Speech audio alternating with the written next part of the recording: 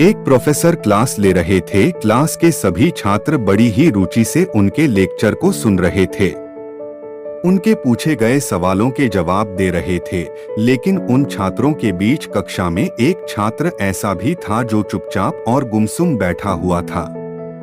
Professor ने पहले ही दिन उस छात्र को नोटिस कर लिया, लेकिन कुछ नहीं बोले। जब 7 से 8 दिन तक ऐसा ही चला तो उन्होंने उस छात्र को क्लास के बाद अपने केबिन में बुलवाया और पूछा, तुम हर समय उदास रहते हो, क्लास में अकेले और चुपचाप बैठे रहते हो, लेक्चर पर भी ध्यान नहीं देते, क्या बात है?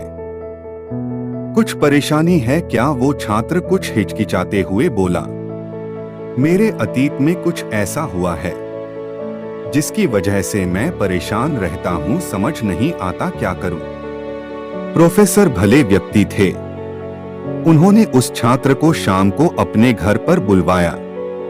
शाम को जब छात्र प्रोफेसर के घर पहुंचा तो प्रोफेसर ने उसे अंदर बुलाकर बैठाया, फिर स्वयं किचन में चले गए और शिकंजी बनाने लगे। उन्होंने जानबूझकर शिकंजी में ज्यादा नमक डाल दिया।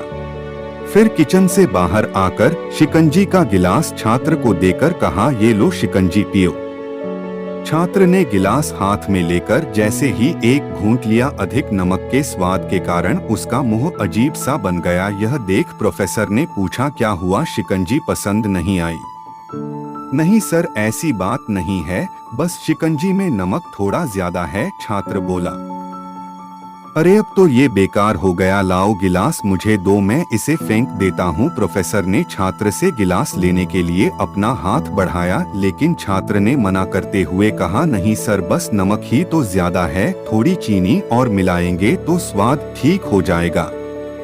यह बात सुन प्रोफेसर गंभीर हो गए और बोले, सही कहा तुमने, ये शिकंजी तुम्हारी जिंदगी है, इसमें घुला अधिक नमक तुम्हारे अतीत के बुरे अनुभव है।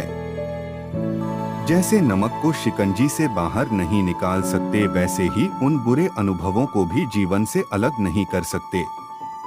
वे बुरे अनुभव भी जीवन का हिस्सा ही हैं।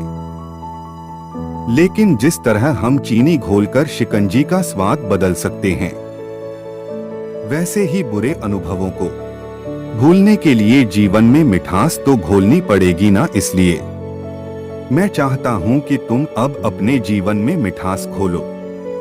प्रोफेसर की बात छात्र समझ गया और उसने निश्चय किया कि अब वह बीती बातों से परेशान नहीं होगा।